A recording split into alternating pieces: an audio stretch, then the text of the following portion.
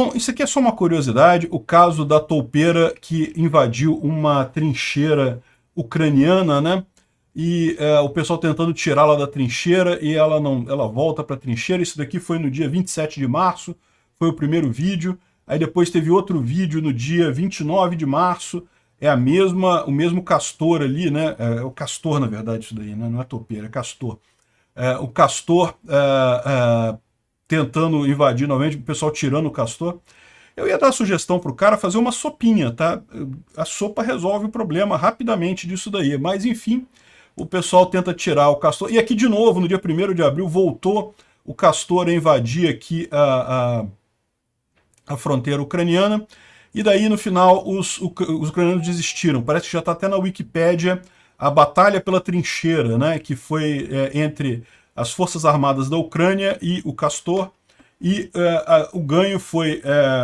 os ucranianos perderam uma trincheira e o castor não perdeu nada no final das contas, né? Enfim, a curiosidade aí da briga do castor com a trincheira ucraniana. Uma sopa resolvia isso rápido.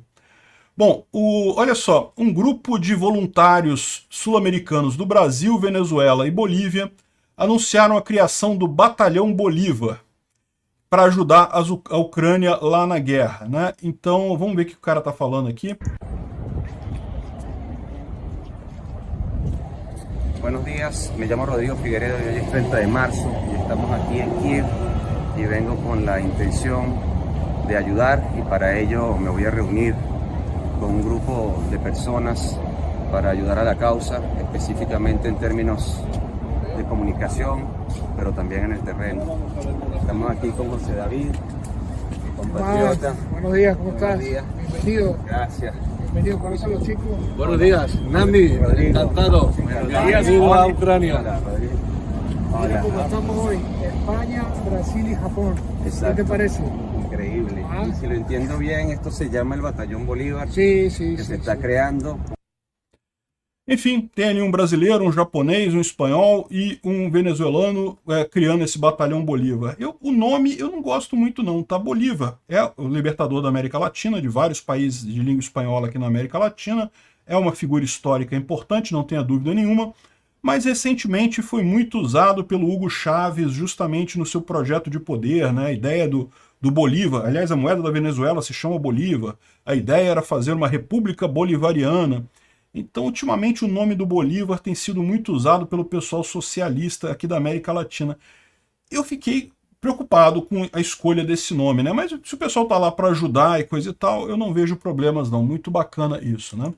Agora, você pode ter certeza que a Rússia está querendo justamente aumentar a parceria com as ditaduras da América Latina. Já tem uma parceria muito grande com a Venezuela e ele quer parcerias com Cuba e Nicarágua também. Ou seja, todas as ditaduras latino-americanas estão se aliando à Rússia, né? O motivo disso é óbvio.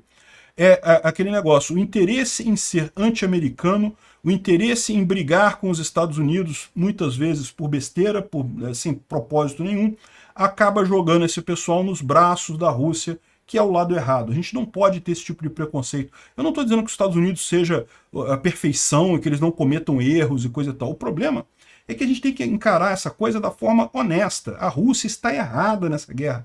Ela invadiu um país que não tinha ameaçado ela em nada, não tinha absolutamente nada de errado ali. Eles invadiram a Ucrânia. Então não tem como separar isso daí. E se afastar dos Estados Unidos, se ligar desse lado errado da coisa, meu amigo, a gente está entrando para o lado errado da história. Não tem outra alternativa para isso daqui. E a preocupação é essa. O Amorim, que já foi chanceler brasileiro, é muito ligado ao Lula, Celso Amorim, ele foi à Rússia conversar com o Putin, com o Lavrov, voltou de lá dizendo que não há solução mágica para negociar a paz na Ucrânia e coisa e tal. Não estão totalmente fechadas as portas de uma negociação de paz na Rússia, mas que é uma situação complicada e coisa e tal. Enfim, olha só o que eu estou falando para vocês. O Bolsonaro foi na Rússia antes da guerra. Ninguém sabia se ia ter guerra ou não naquele momento, então não tem problema nenhum. É verdade, Bolsonaro errou quando continuou apoiando Putin depois, veio com aquele papo de fertilizante e coisa e tal. Foda-se fertilizante, fertilizante sujo de sangue faz mal, ninguém precisa de fertilizante russo. Dá para obter fertilizante em outros lugares do mundo e fertilizante sujo de sangue não ajuda em nada. Então, Bolsonaro errou, eu critiquei ele pra caramba nessa época por isso, mas eu avisei na eleição também, o Lula vai fazer pior, e é o que tá acontecendo agora. O Lula tá indo lá e tá ficando amiguinho do Putin aqui, ó. Olha só o que diz aqui o Paulo de Almeida, né, que é um diplomata brasileiro de muita experiência também. O Celso Amorim falou: se queremos ter alguma atuação, precisamos falar com todos, né? Ou seja, para justificar porque ele foi lá na Rússia falar com Putin, falar com um criminoso de guerra, procurado no mundo todo por crimes de guerra. Não, a gente tem que falar com todos.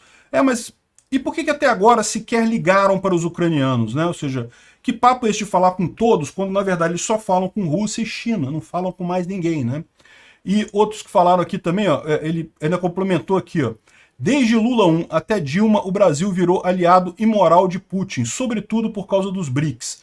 E agora, com o Lula 3, a postura não é nem de neutralidade, e sim de linha auxiliar do agressor.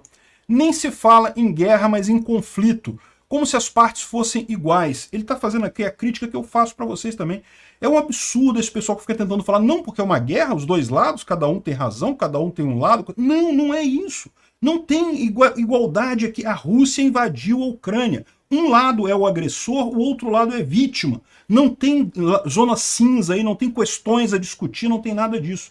É só um agressor e uma vítima. E o absurdo é isso que ele está colocando aqui, que justamente a gente está se aliando ao agressor, infelizmente. E olha, a história vai cobrar um preço caro do Brasil por isso. E a culpa é da galera que votou no Lula, porque todo mundo sabia que o Lula significa alinhamento automático com todas as piores ditaduras do mundo.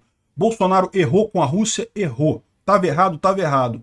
Mas era muito mais controlável, era uma coisa muito mais protocolar do que o que o Lula está fazendo agora. O Lula está indo lá e lambendo as bolas do Putin, né? A culpa é sua que votou no Lula.